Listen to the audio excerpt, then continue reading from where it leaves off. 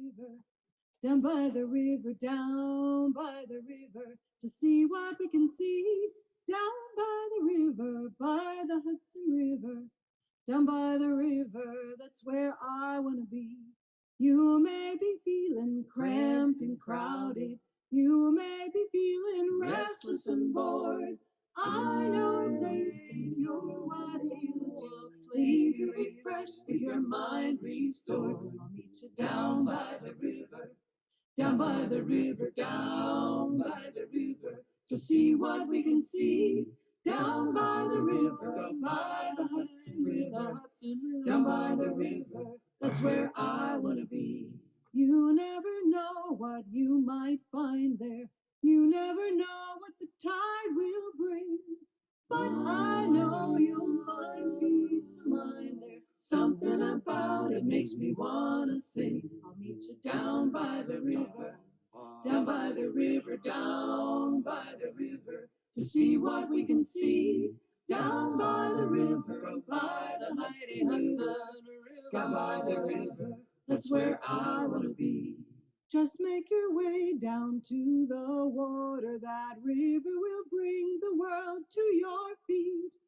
Might be something washed down from the mountains or dredged right up from the ocean deep. I'll meet you down by the river, down by the river, down by the river, to see what we can see. Down by the river, by the Hudson River, down by the river, that's where I want to be. Once we got careless about our river, let it fill up with pollution and trash. Now we're trying hard to protect it. Wanna make sure that our river will last. I'll meet you down by the river, down by the river, down by the river, to see what we can see. Down by the river, by the Hudson River, down by the river, that's where I want to be. I'll meet you down by the river, down by the river, down by the river, to see what we can see. Down by the river, by the Hudson River, down by the river, that's where I want to be. Down by the river, that's where I want to be. Down by the river, that's where I want to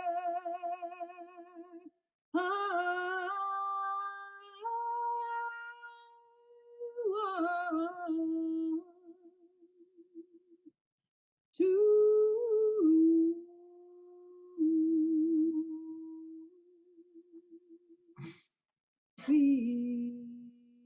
Down by the river, that's where I want to be.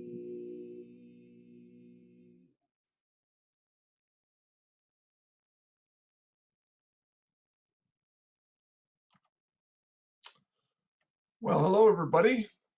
Welcome to our third webinar in the series celebrating the release of the Hudson, an illustrated guide to the illustrated guide to the living river. I'm Steve Stan. I'm board president of Clearwater and also an acting executive director at Clearwater. And I'm really looking forward to tonight's talk, as I have been to all of the talks in this series, and I'm glad you're with us this evening. Just as a reminder, you are welcome to enter questions over the course of the evening in the Q&A link at the bottom of your screen, and we'll answer them at the end of the talk tonight. There are generally plenty of people on this call, and it'd be very difficult to answer questions during the middle of the presentation, but we'll do our best to get to all of them at the end of the evening. Now, before we get into the presentation, just a few words about the new book. This project was, I call it a project because it's something that Clearwater undertook back in the early 1990s at a time when we felt like a lot of the information that was available about the Hudson was either dated or found in many different sources and not readily available to teachers between two covers. And we decided to correct that and create a volume that would have information about the ecology of the river, the natural history of the river, some of the human history and the issues that the river faced as well. It really, understanding the river requires, I think, uh, a intermingling, an interdisciplinary approach, a multidisciplinary approach, which addresses all of these topics to really uh, understand why the river is the way it is today. And we tried to capture this in the series of presentations that we're offering in this webinar series. So the book came out in 1996, the first edition. A second edition came out in 2006. And in the years since, there's been many changes, chiefly in the environmental issues that the river faces, but also in our understanding of the ecology of the river, and also in some of the history of the river itself. So the latest edition, the third edition that's coming out now, is brings it up to date. A few changes from the older one. We've added a chapter on climate change, and this book will be largely in color. The black and white illustrations of the older, at least the drawings and sketches and figures from the older editions will still be there, but the photographs are almost all in color in the new edition. I'd like to thank the co-authors of the book. Besides myself, historian Roger Panetta was involved in the writing of the book. Brian Forist, who you'll hear from tonight, was also involved. And finally, Maya Nemisto. And our intent in creating this webinar series was to give each of the co-authors a chance to talk. Unfortunately, Maya was unable to be part of the series. So we recruited a researcher whose work is prominently featured in the Hudson. His name is Dr. David Strayer. He's a ecologist emeritus at the Carey Institute of Ecosystem Studies in Millbrook. And we're really glad to have him doing the last presentation. That will be next week, February 3rd. The title of Dr. Strayer's presentation will be A Few Thoughts About Science and the Future of the Hudson River, a suitable topic for the closing element in our series. Now, I need to thank people. A book like this doesn't get written all by itself or even by a few authors. There's lots of people who contribute. First, to the scientists, the historians, and the other researchers whose work really forms the foundation of the book. We're, for the most part, we're interpreters. We take what information we gain from the researchers that were at work on the Hudson and try to interpret it for our readers. The designers, the illustrators, the photographers, collectors, and institutions who provided the art. It is an illustrated guide to the living river, and these the figures, the illustrations, the photographs really aid in delivering the message. I'd like to thank not only the Rutgers staff and editors who helped us put the book together, but also many colleagues from New York State, from Clearwater, from other institutions who helped us to review the chapters, provided advice and other assistance in making this whole thing come together. And finally, the folks who made it possible financially. There are grant makers who funded the original version. I'd like to single out in particular the Hudson River Foundation. They've been supporters all along. And also Clearwater members who picked up many of the costs of putting the book together and the salaries of us who were working for Clearwater at the time that we wrote the book. So that's the introduction to the book itself. I'd now like to introduce our speaker tonight, Dr. Brian Forist. I knew Brian best as one of the educators on Clearwater, where he was on-board educator for 6 years on the sloop itself. He taught there, but he also led workshops on land. And Brian holds a BS from Huxley College of Environmental Studies, a master's in environmental studies and elementary education from Antioch, New England, and Keene, New Hampshire. And he has a PhD in recreation and park management from Indiana University, where he's currently on the faculty. He lives in Indiana, actually, so he's joining us from a distance tonight. Brian's writings include originally many Clearwater Navigator columns. Some of you go back to his time on the boat in the late 80s, early 90s, may remember someone who wrote under the pen name Trinectes Maculatus. Well, I'm here to tell the world and reveal to the world that was actually Brian Forist. You may learn more about just who or what Trinectes maculatus is this evening. I would imagine you might. Brian wrote the chapters on fish and invertebrates in the Hudson. He's really an expert naturalist, but he's also an expert in teaching and specifically in interpretation, the art of effectively engaging visitors in a park, museum, or on a sail on the Clearwater. How do you make the environment that you're in come alive to those who are joining you in that environment? And I think tonight's presentation will demonstrate both talents, both his skills and talents as a naturalist and also his skills as an interpreter. So I'm going to turn things over to Brian. It's all yours. All righty. Well, let me share my screen. Oh, you've got to stop. I have to stop. Yep. Yeah. Okay. Well, first off, let me say I'm thrilled to be here. And as a person who has a hard time paying attention to just one thing at a time, I was scrolling through the participant list and I'm frightened because some very dear friends that I've known for decades are here. And I don't want to let you down, but I'm really happy to be here. Steve mentioned that I had spent some time on the Clearwater. I came to Clearwater in 1985. I had different colored hair then. And I came fresh out of Antioch, New England, while finishing up my master's degree. I came to Clearwater on what I thought was going to be an internship of a couple of months. And I stayed for 6 years and was hooked for life. So what I want to do is just give you a little bit of background on myself.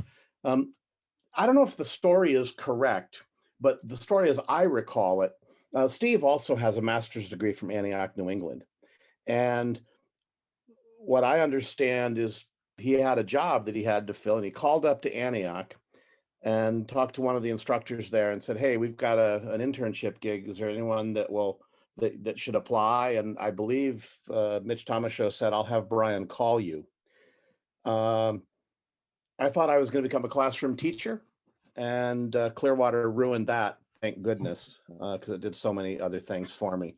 So I come with some credibility through Clearwater, having been an educator on board. And when I left Clearwater, I've done a few different things. I worked on whale watching boats for a number of years on Cape Cod.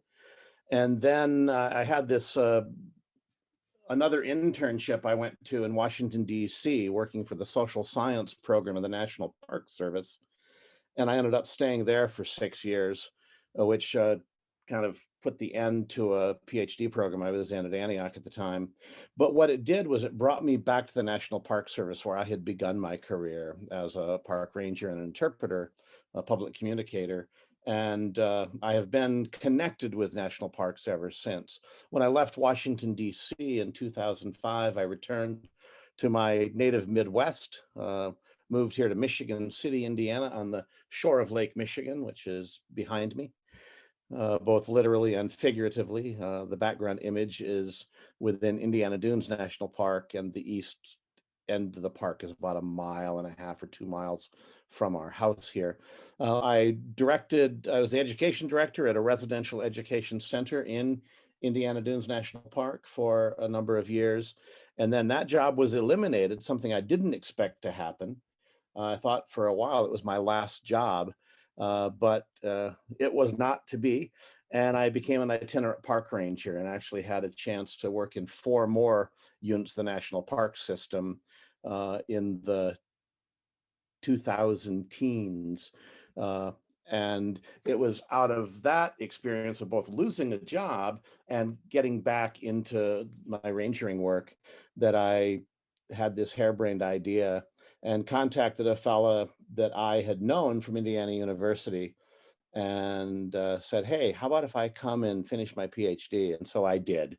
And I'm proud to say that I received my PhD in the same calendar year that I was able to get my senior pass to the national parks. And the rule was in that year, in 2018, that instead of turning some ungodly age, once you were 32, you could get it. So anyway, I got my senior pass and my PhD at 32.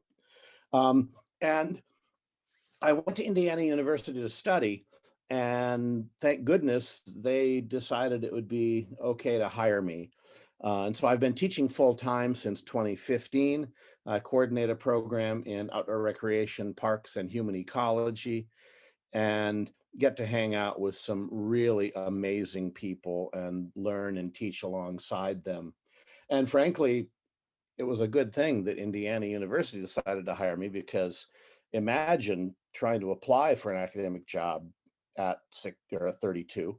Um, People didn't want to hire me, but they knew me at IU and they decided it was okay. So anyway, I'm here to talk about fish, sort of. I'm using fish kind of as a vehicle to share some stories and share some reflections. My time working on Clearwater is the single most significant period in my life, I think, for so many reasons.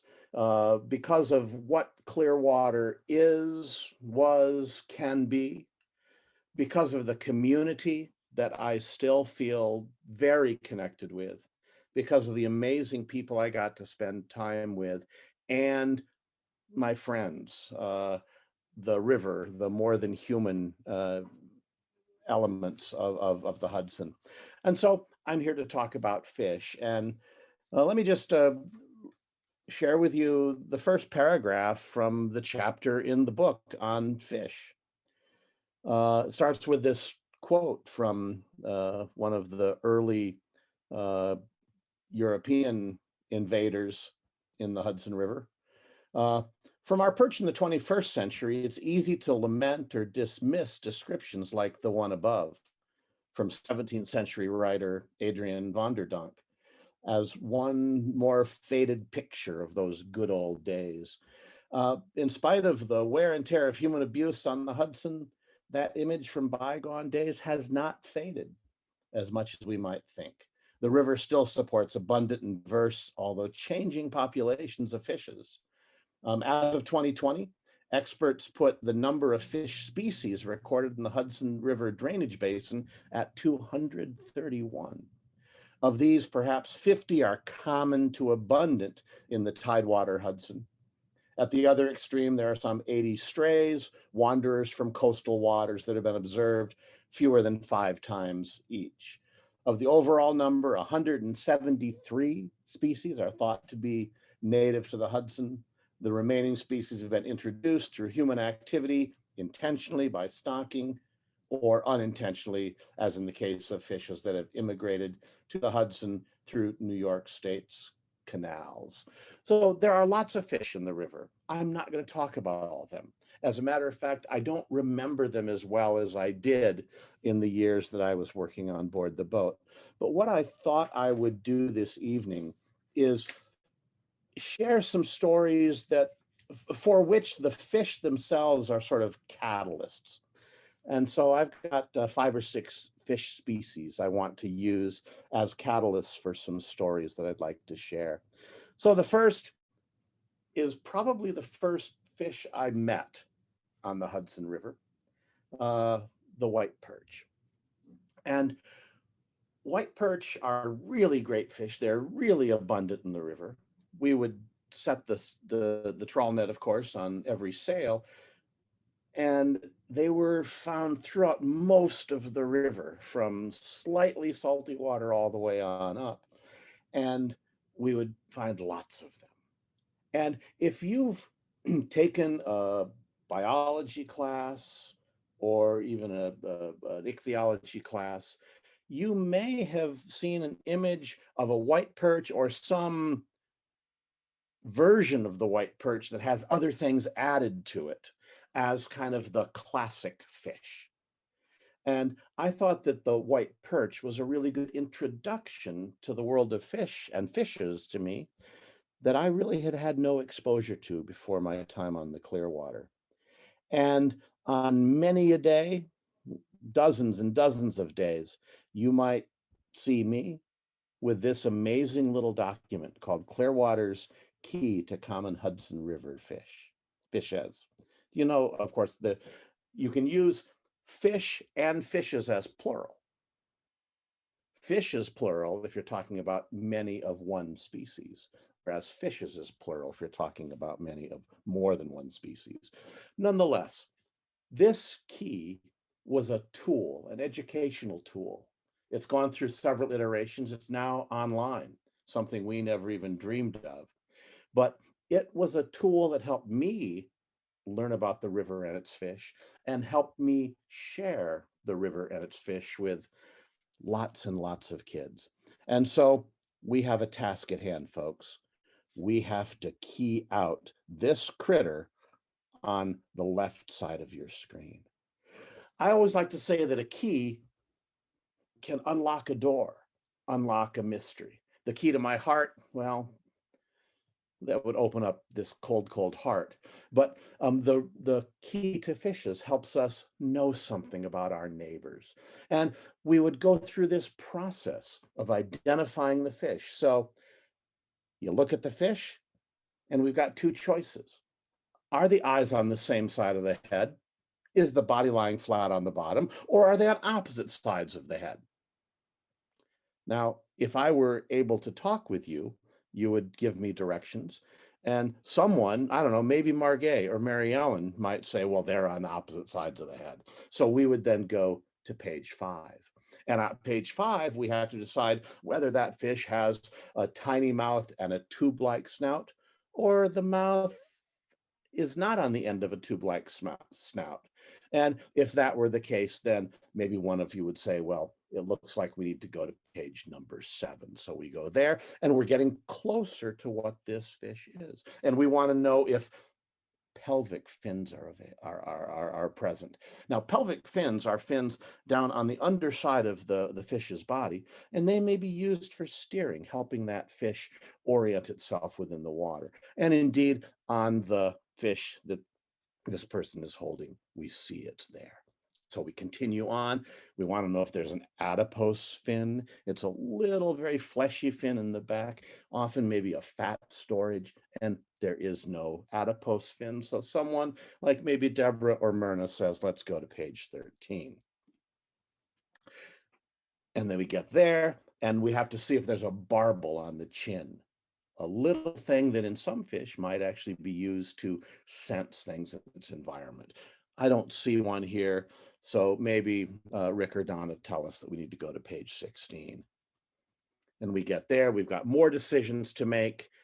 There are spines on the back, spiny rays in the dorsal fin. I won't go into that, but I see that my friend Myrna is here, and she may remember a time when with kids on the boat, I made a pretty big faux pas when talking about those spiny rays on a fish like this.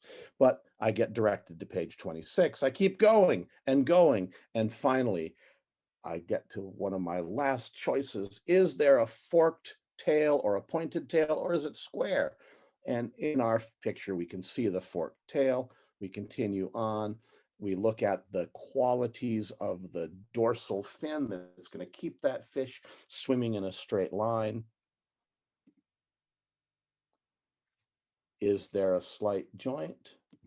And voila, the key has told us, by going through this process during which we learned about fish and how they're built, that this is a white perch, a wonderful fish found within the Hudson River.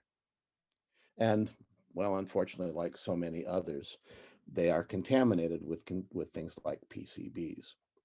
Well, when I think about the process of learning fish and using this key to kind of open the door to the mystery of the Hudson,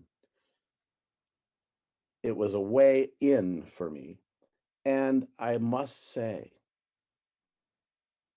in the years that I worked on the Clearwater using this fish key, and even today, I cannot use the fish key without thinking about this dear friend, Michelle Monchot. Michelle was one of the 2 creators of the original fish key, along with our beloved Steve Stan. And Michelle worked for the organization for a number of years, started as an educator on board, and then moved into the office working on the environmental action staff. And in 1990, Michelle passed away. And if you have a copy of the Fish Key, let me see, I've got one here on my desk, and it says, this edition is dedicated to former Clearwater staff member Michelle Mongeau. And she is of the Hudson River Fish in my world. And she is part of that process of learning the wonderful things in the river. And she was the author of one of our organization's reports on the pollutant discharge system into the river. Well, let's look at another fish and see where that might take us. And I'll share a couple of thoughts about the fish itself. Of course, the American shad, Elosa sapidissima, the fish that tastes so beautiful. And indeed, in the time that I spent along Clearwater, there were people fishing, like, well, John Milad perhaps, fishing for this type of herring. And the fishery was closed down because of potential overfishing. The population was just not at a level that could sustain a fishery.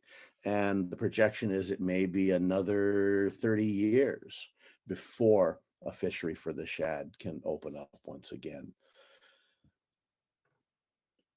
I certainly think of shad throughout the river, but I think of them particularly in some of those lower stretches of the river where the shad are coming on up into the Hudson after being out in the ocean. They come upriver, of course, the shad bush, the Amelanchier arborea blooms when the shad swim upstream, at least in the Northeast at some point in our past. Here in Indiana, the same shrub we call either Juneberry, and in the northern Midwest, it fruits in June. Where I live in northern Indiana, people more commonly refer to the same shrub as the serviceberry. And well, all three names are great: shadbush, serviceberry, or Juneberry.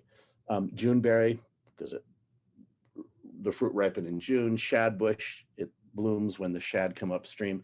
And in the Midwest, at least 100 years ago, funeral services were held when those blossoms emerged, because it meant the ground was thawed and the people who'd been kept on ice for the winter could be buried.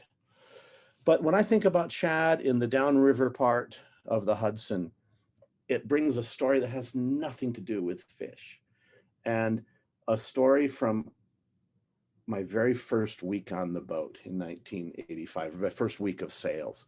We were sailing off of Piermont, a little bit north of where this image is, but it was the one image I had of Clearwater's bowsprit. Now, I was an educator. I had never sailed before. I didn't know a lot about sailing. And I remember a Saturday well, we were sailing out of Piermont with a group of Boy Scouts. Well, let me tell you what happened that day.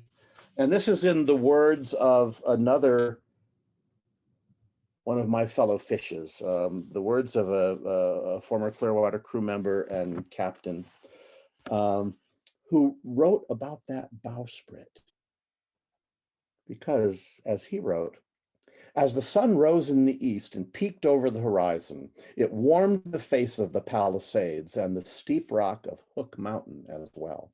Clearwater was docked at Piermont, between the two, which was the terminal of the old Erie Railroad back in the days when sloops and steamboats stopped there for freight and passengers coming off the train and headed for New York. The shad were running upriver this spring day, like they have for centuries on end. Gill nets set in the Tappan Zee to ensnarl the fish by time-honored methods used since Native Americans speared sturgeon and set trot lines for shad. Oh, it was blowing north-northwest and blowing hard as Clearwater set sail laden with Boy Scouts. Tracking against the ebb, she was only slowly stemming the tide when, hard on the wind, a link of the bob chain, tired and rusty with wear, let go. The bowsprit surged up and, with the jib full of wind, snapped like a toothpick and flew against the shrouds as if it were a child's plaything. Well, that's a dramatic description of these wind conditions and the condition of the boat where the bowsprit broke. And I was up in the midships area with my head in a tank of fish, which is what I did much of the time. And I remember that snap and the entire forward gear of the boat swinging around and bouncing off of the shrouds. And I, not wanting to look or seem foolish, turned to one of the crew members. I believe it was Ellen Bieberman, but I could be wrong. And I just turned in all earnestness and said, "Does this happen often?" Well, no, it doesn't happen often, but it did happen. And interestingly, the crew, the sailing crew, went to work. We had to lower the sail because now the boom is resting on the railing in the back of the boat. That's the only thing that's supporting all this weight. And so we bring the sails down, get the broken sections all tied in place, and we continue the education sail, which was good. We drop our Boy Scouts off, we cross the river, we go to Hastings on Hudson. And by the time Monday rolled around, a telephone pole had been crafted into a temporary bowsprit. Well, the piece that I shared, the writing was Al Neshma. Al was a crew member, a captain, and another one of my fellow fishes who's moved on. After being on Clearwater, Al moved out to the Pacific Northwest, where he served as a fireman in the Tacoma, Washington fire department, and he passed away a few years back. One of my cool experiences since, though, I was leading a tour at Mesa Verde National Park in 2016, and just chatting with some of the visitors on my tour as we were walking from one spot to another. And I'm always asking people where they're from and things about them. And this gentleman said, "Oh, I'm a firefighter in Tacoma." I said, "Oh my gosh, I wonder." And he knew Al, and we had a great time talking about him. So I give the story of the broken bowsprit that Al built. He built the new bowsprit over the winter and wrote a great story in Navigator in early 1986.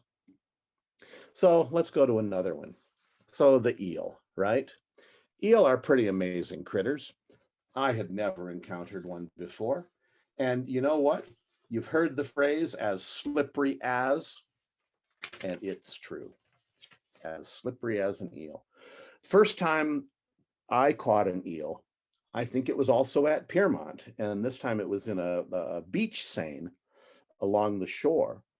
And we bring up the net, bring it up to the shore, and there's lots of little things in it, and there's this eel. And I go to grab it, and it latched on to the flesh between my thumb and forefinger, and like with this suction cup mouth was gumming my hand. But I'm a reader. I like to read things. I like to read to get to know a place. And in 1982, a wonderful book was written about tug captains and the pilots who navigate ships in and out of dockage down in the New York Harbor in the lower Hudson. It's a book by Edward Hoagland called Tugman's Passage. And in the essay, Tugman's Passage, he has just 2 sentences that has indelibly left an image of eels and their behavior in my head. He's talking about the different pilots working on the tugs in the lower river. And he says they have rescued people scalded in boiler explosions and sailors swimming between patches of blazing oil. They have seen people drown after being accidentally jostled off the Staten Island ferry. And they have seen many grayish eel-gnawed bodies of murder victims. And that image from Hoagland stuck with me. And that was always kind of my image of eels. What's really interesting, eels are phenomenal critters. They breed in the Sargasso Sea. They then come into freshwater areas in North America, et cetera, where they will live out much of their lives. They can switch genders. They can travel overland from one body of water to another because all of the mucus or the slime on their body can hold in enough moisture that they can continue to breathe. They're amazing. They're amazing critters that are kind of mysterious. At least in my time, they were mysterious. But I think they have come into our consciousness really differently along the Hudson in more recent years. And there's now whole projects looking at the glass eels, the little guys that have drifted on ocean currents up into the river. And a friend that I got to meet on the Hudson River, Chris Bowser, is kind of like the eel guy now on the Hudson. And so we've learned so much more about these critters. Let me share another story kind of about eels that I'm not proud of. There were times living and working on the river where, you might go on land after the day was done and go have a beverage or 2 or more. Well, in addition to Edward Hoagland's piece about the eel-gnawed bodies, my other experience of the American eel was walking back to the boat in Manhattan one day, early morning. And things were blurry, but I approached one of the little corner markets in Manhattan, and the people that worked there didn't speak English. So I was hearing some other languages being spoken. But I saw people on a truck throwing crates to a man standing on the sidewalk. And I thought it might be produce and realized quickly it was their haul from the Fulton Fish Market in Lower Manhattan. And they were getting their fish for the day they'd be selling in this little market. And as I'm approaching, thinking, okay, I'm gonna have to duck around this guy so I don't get hit in the head with a crate, the guy from the truck throws the crate and the man on the sidewalk misses. And it drops and it shatters, and it's a crate filled with eels. And here are 100 eels, the size of baseball bats, wriggling around the sidewalk, and people are the workers are coming out of the store trying to catch the eels. And indeed, they are as slippery as. And I just remember sort of in this fog, these people speaking a different language, running around, trying unsuccessfully to grab eels. And it was, again, another thing that I associate with my friends, probably that I was out with, and life on the river and a fish. Well, here's another one. And I had to do some research in the last days to learn more about the tomcod, but it was a fascinating fish to me, a fish that is found in a number of areas along the river, but um, it was the fish that taught me about phenology, the science of emergence. Sort of as a naturalist, it's when things happen. So the shad taught me some things about phenology when things happen, but it was the tomcod that really struck me. And well, let me share some writing of this T. maculatus here. And it's timely because next week is the holiday that this article was written about. It begins like this. Groundhog Day, the true environmentalist holiday, a day when we earnestly look at the happenings of the natural world and use our findings to predict nature's behavior for the ensuing weeks. As the story goes, if the groundhog comes out of hibernation and sees its shadow, it will retreat for another 6 weeks of winter. If the sun isn't shining and there is no shadow, the groundhog stays out and welcomes in an early spring. Well, Groundhog Day was first observed in this country by the Pennsylvania Dutch, who adapted their German tradition of looking to the badger or the bear on Candlemas Day for an indication of the weather to come. Well, Candlemas was an early Christian celebration. It was also an observance of light and a day to predict the coming weather. But the Christian Candlemas was not the first observance of this special day for environmentalists. Actually, the church adapted the holiday from pagans who'd celebrated Februar for ages. The observance of Candlemas was set by an early pope on the day of the Februar festivities to respond to pagan habits of celebration of the earth. A new meaning was simply given to an old rite, and that was traditionally celebrated as the midpoint between winter solstice and the spring equinox. It was the time of the first bird singing, the establishment of pair bonds, and the beginning of the mating season. It's with this celebration that the procession of spring starts with 6 more weeks of winter.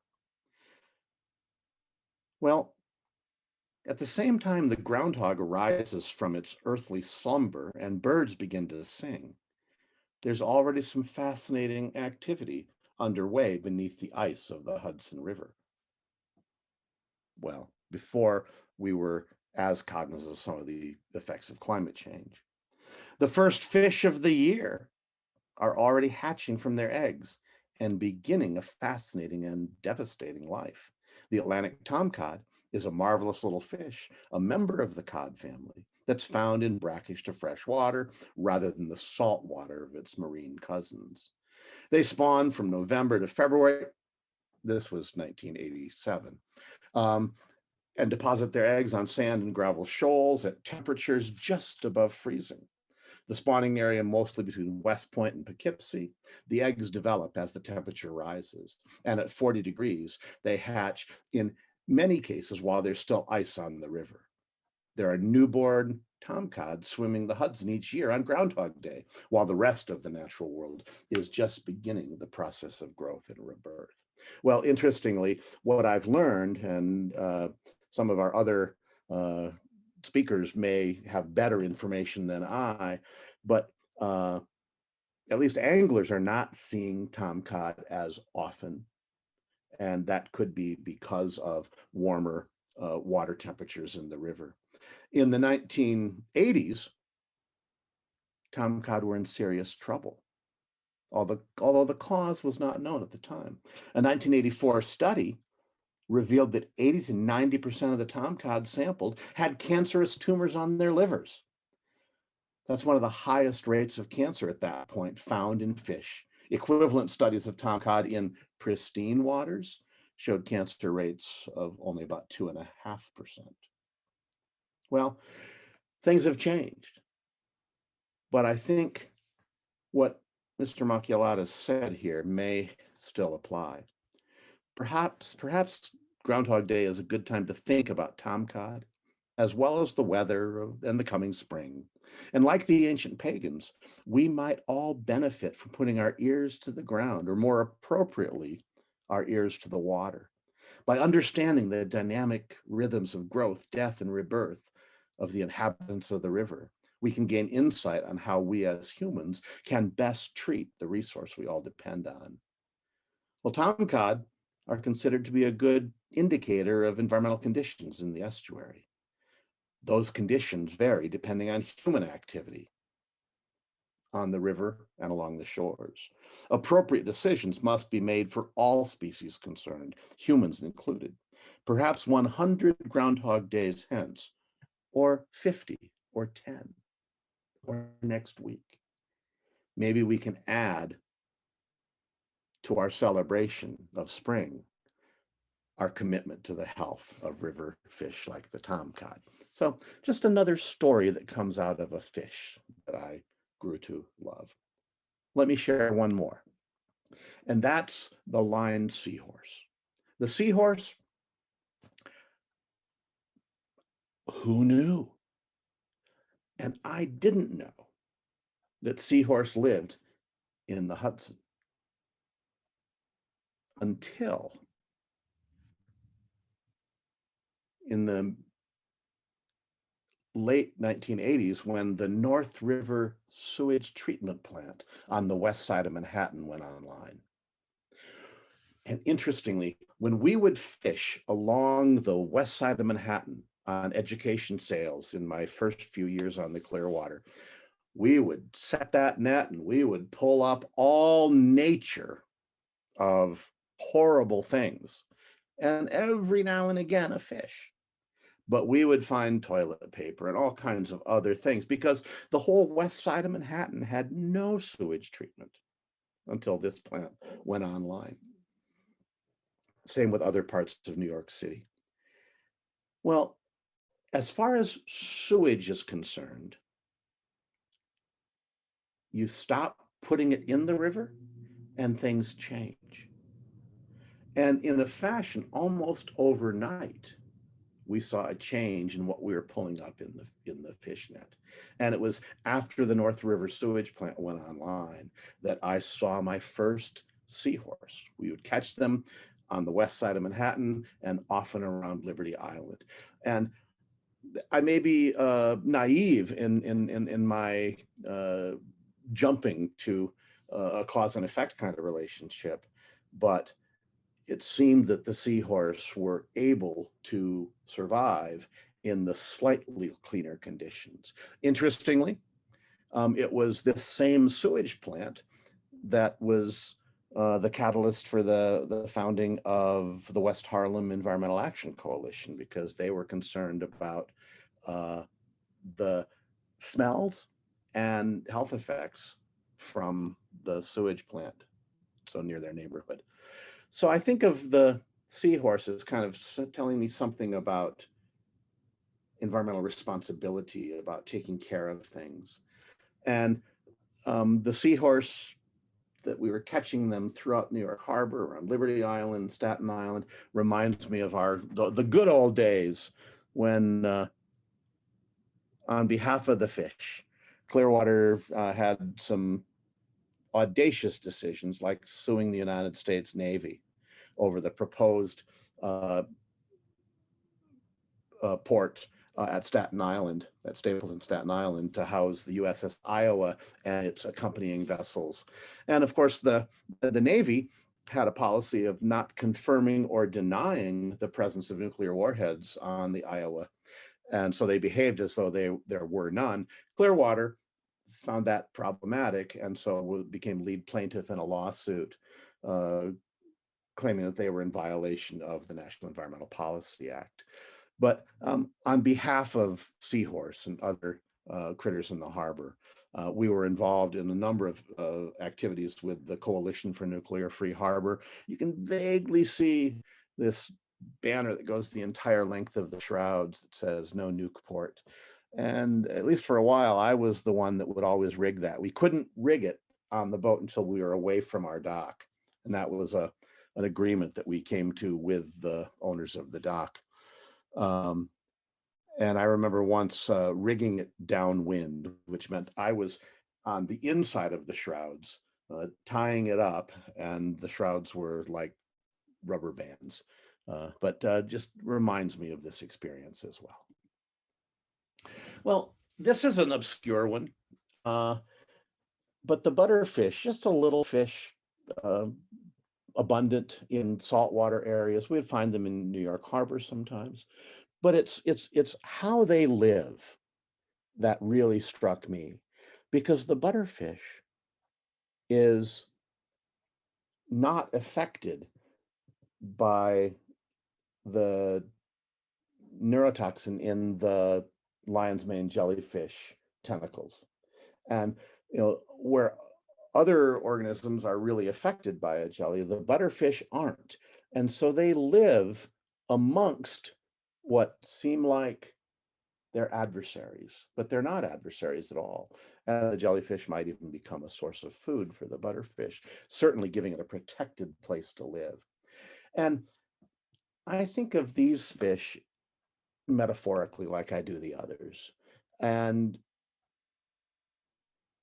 it's about this way of getting along that may challenge our assumptions, that may require us to be places where we may not seem comfortable. In academia, for the last 30 years, actually, since a legal scholar named Kimberly Crenshaw coined the term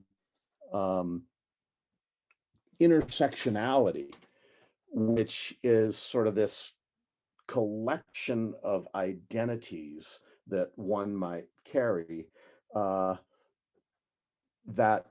in many cases have been theorized to help a person of one identity understand another because of the way they may have been oppressed because of their identity. So Kimberly Crenshaw is writing it as a Black feminist, and it's been applied to a lot of other things, but it's that getting along that I think Clearwater, at least the crew, kind of pioneered. We were doing intersectionality before it was a common term.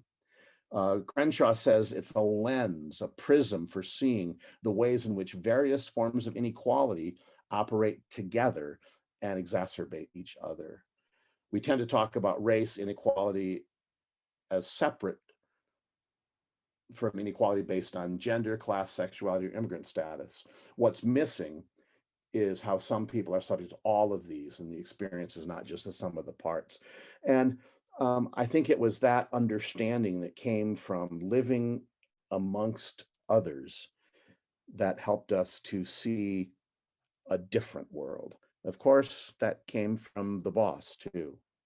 And I need to acknowledge that this is the day that Pete passed away. 7 years ago, right? 7 or 6 years ago, 2014. But I think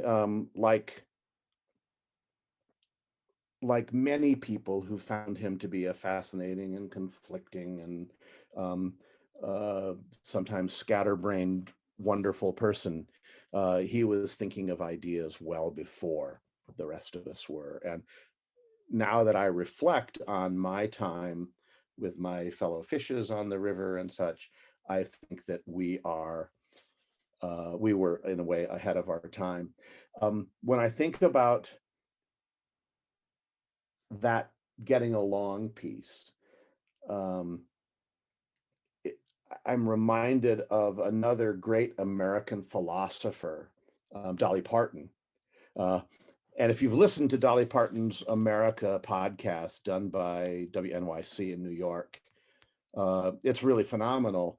And I think what the butterfish and the lion's mane jellies and our friend Pete and the idea of intersectionality teach us is that, as Dolly Parton described her faith, she said, when she was asked by the host of the podcast, how do you practice your faith? Her response was, I don't practice it, I live it. You live by example.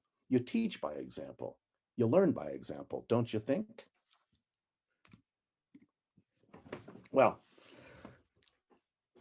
I'm going to talk about one more fish, but let me talk about the whole school a little bit, because this is kind of a reflection on where I've gone since my time on the Clearwater and how the lessons of the Clearwater and the fish have really influenced what I do.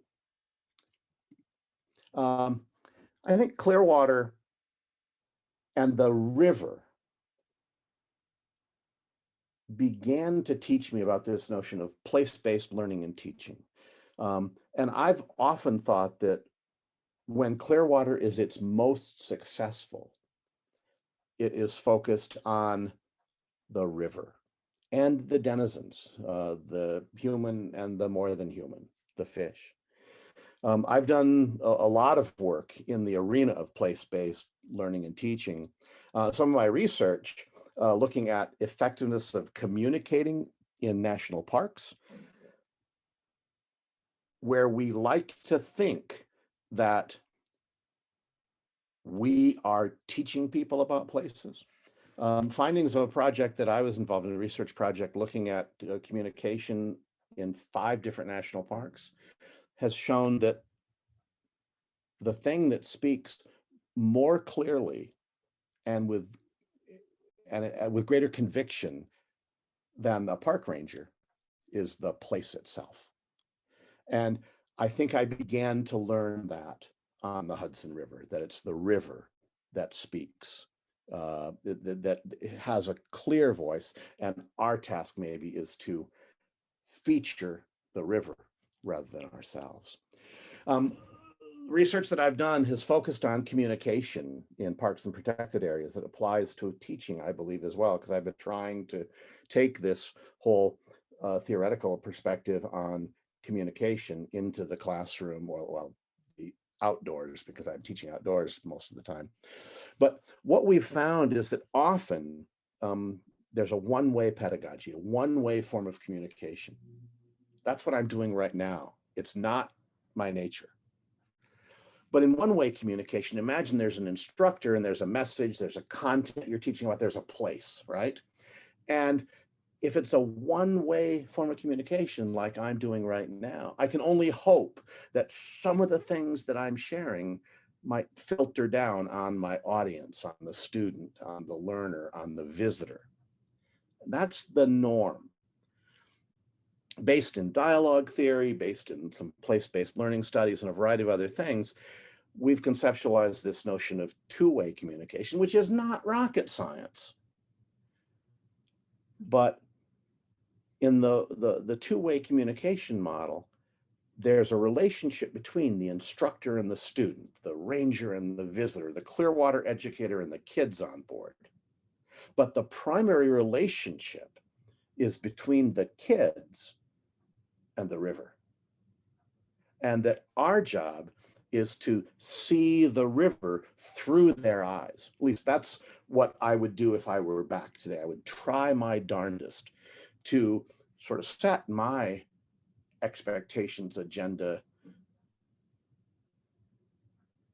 perspective on how it should be, and try to see it through their eyes. And research that we've been involved in, my mentor at IU and myself, indicate that when we have this two-way form of communication, experiences are more memorable, and the experiences are extensions of real life experience. They're connected to everyday life, and the active delivery makes a difference. Another one of the lessons I learned through Clearwater. We talk about the skills, the elements of this two-way communication. I'm not going to go into them, but it's pretty interesting stuff that you've got to be knowledgeable. But sometimes knowledge is held in reserve. And if you're looking through the kid on the river, then knowledge is held in reserve and it is offered as a response to kids' inquiries. You need to be extroverted, meaning you're focused on the other, not yourself. You're present, you're in that communication, not yesterday's sale, not tomorrow's sale, but that sale. There's an openness, understanding that those perspectives that that kid is coming with are different than your own. And then you have to focus on this thing called emergence, the notion that in any communicative encounter, in any experience between a visitor and a ranger in a park, or a kid and an educator on the Clearwater, that you don't necessarily follow a straight line, but you let the things that happen emerge. The bowsprit breaking was a classic example of emergence where it could become the lesson. That's the stuff I think about these days. It's weird and heady, but fun. Well, let me come back to my final fish, and that's the hog choker. Trinectes maculatus, a pretty amazing fish, if you ask me.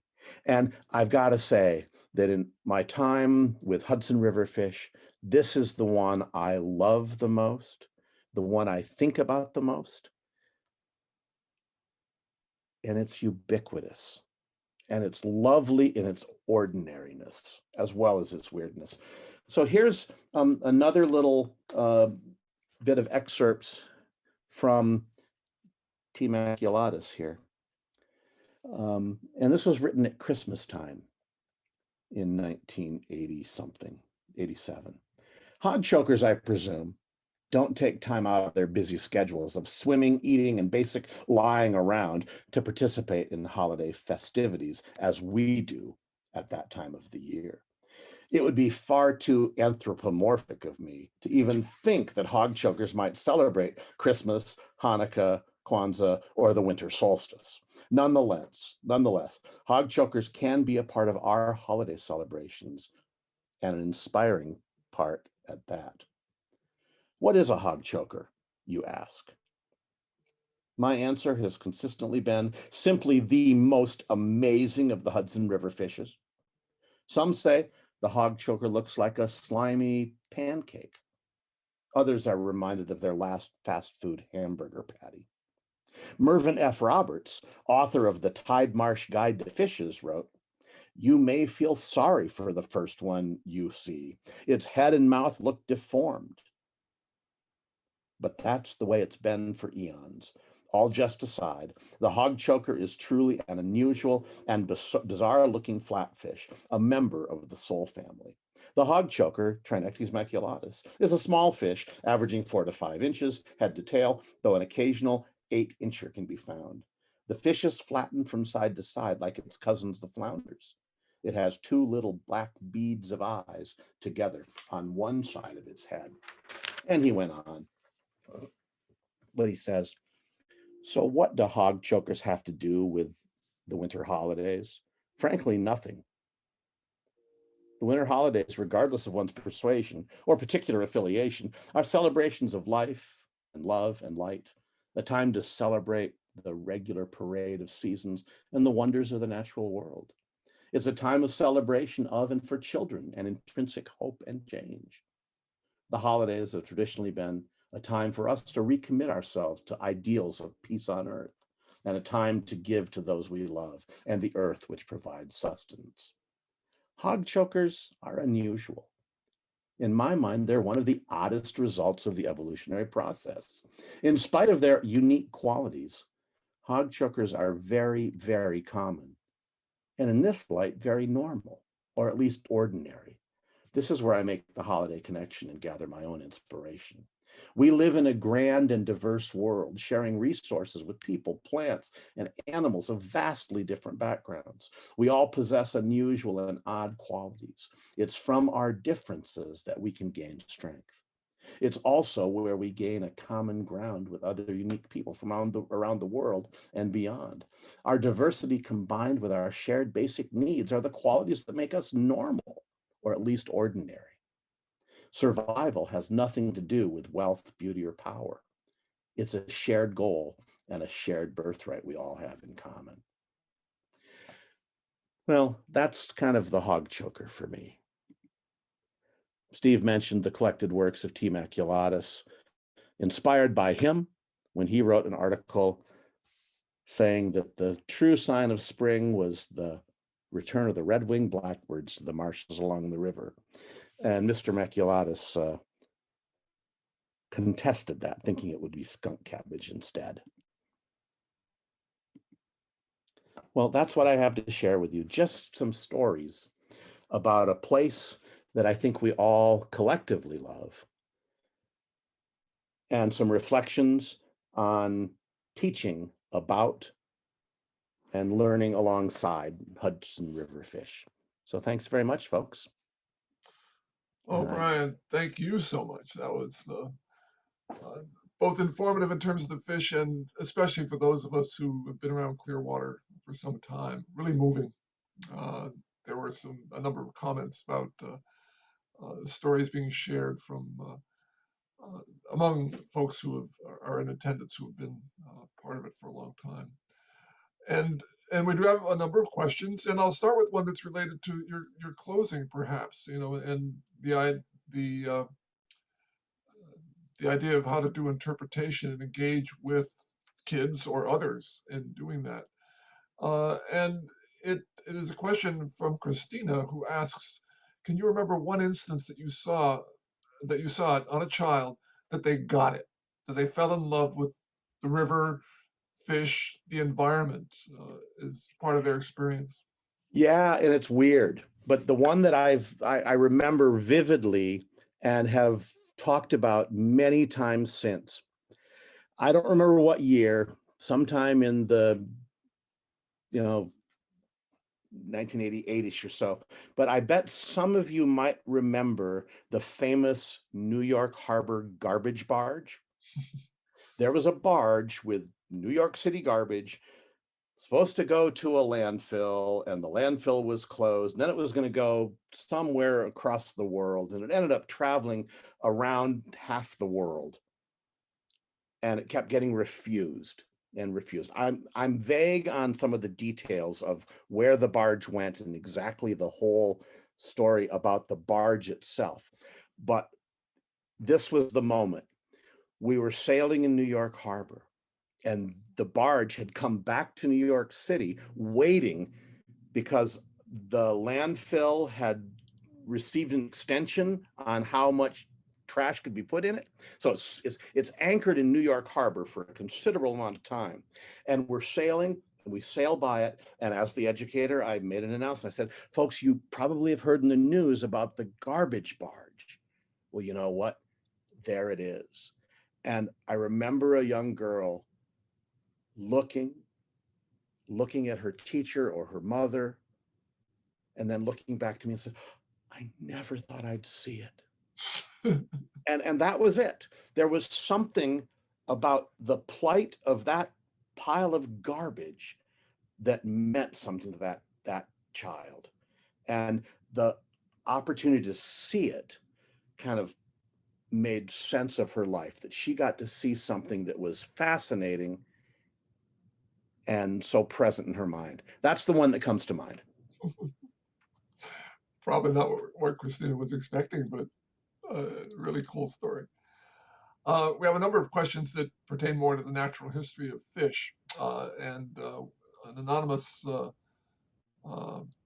attendee asks, does the river have any other catadromous fish like the eel?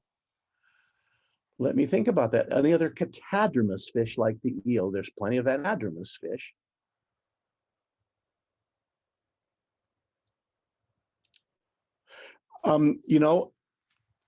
If I knew, it's gone, but I can't think of one. Can you answer that, Steve? I don't know of any either. There are a few fish that are born at sea, enter the Hudson as juveniles, and spend time here because it's a great nursery area for young fish, and then go back out to the ocean. But I wouldn't really call that catadromous. They Right. don't spend a significant portion of their lives in the Hudson. Examples would be the bluefish, Right. and also a fish that's gotten a fair amount of press lately, the menhaden or bunker, Oh, sure. which is an ocean fish that their young swim into the Hudson and spend time here. But a truly catadromous fish, I think the eel is the only one. Yeah.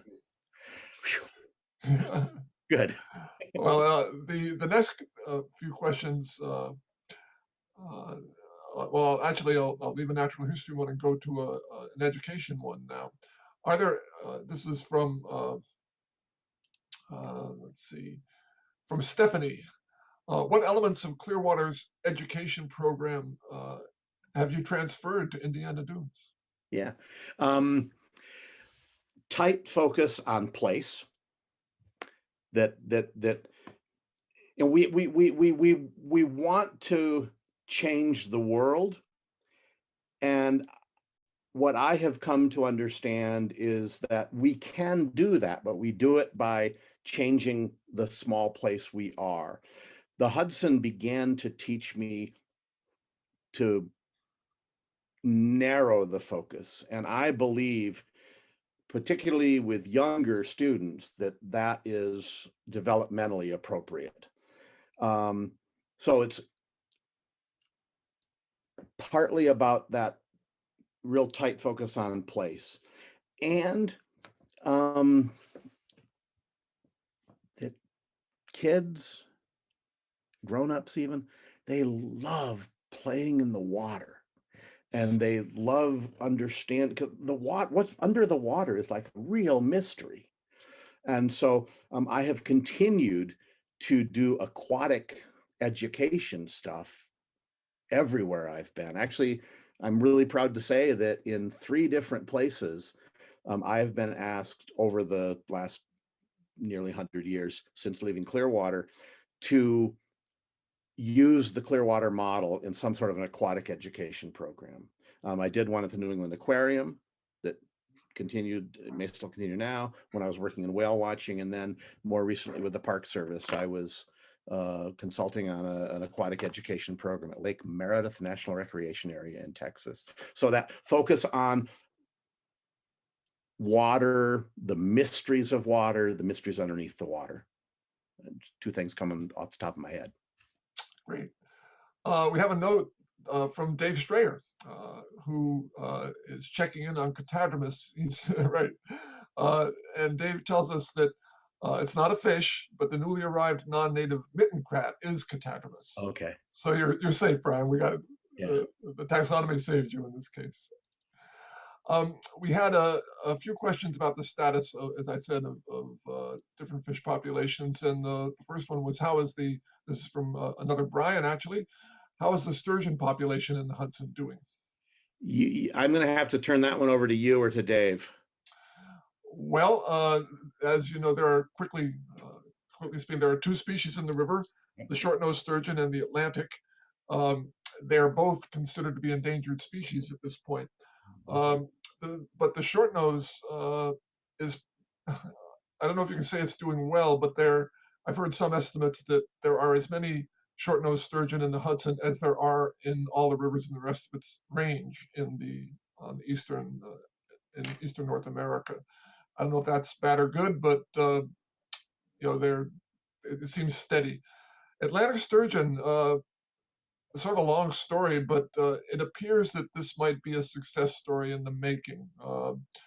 They were overfished in the early 1990s, and mainly for caviar. So that means that the anglers, the fishers, actually not anglers, fishers, commercial fishers, were catching the big females for caviar. If you don't have eggs, you don't have any young. And that was the story in the Hudson back then. So the DEC closed the fishery in, I believe it was 1996. And actually, they put a moratorium that was backed up by federal action a year or 2 later. 40-year moratorium, the idea being that you needed to have 2 generations of sturgeon come back in order to bring the population back to a reasonable level. Sturgeon matured over a long period of time, and about ranging from 10 to 12 years for males up to 16 to 20 years for females. And as we tracked the fish coming back into the river, we started to see more adult sturgeon on that time span after 1996. But perhaps a better metric is the number of juvenile sturgeon, Atlantic sturgeon in the river. And although it's subject to the ups and downs that afflict so many natural, they're just I shouldn't say afflict, they're just part of the natural world. The general trend over the last few years has been upwards. We are seeing more juvenile Atlantic sturgeon in the river, but it's going to be a while before the population is recovered. Thanks, Steve. Sure. So we also had a similar question about shad, and I'll take that one too. Shad is, unfortunately, they're not doing well, and there's not much sign of any recovery.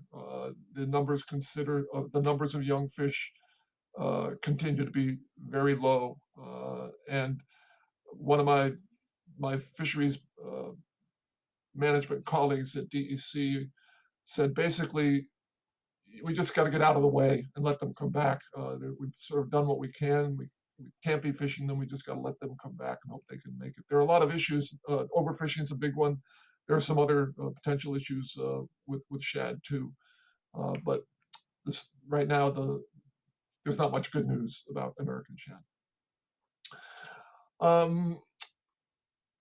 We do have a question that you might want to address, Brian, here from a good friend of ours, former crew, Busy, as you would know her, Elizabeth. Hi, Brian. I'm wondering how climate change is impacting Hudson River fish. Yeah, and I'm not the expert on that. Come back next week, and I think Dave Strayer may share some of that. The one that I did some, again, I've been away from the river for 30 years, 25, I don't know how, I can't count, but like 30 years. But I did do some research over the last couple of days that indicate that tomcod may be having some problems because of potential effects of climate change. And so I would say that's what I know from what I've been able to find, and the rest, stay tuned. I would imagine that Dave will be addressing climate change next week. I think I'll just close with one response to that, and that is the tomcod, which numbers have been declining. They've actually developed genetic resistance to the toxic contaminants that we think cause the liver cancer. But their numbers are dropping off, probably because of warmer waters. You mentioned that they were cold water fish, and they are dropping off.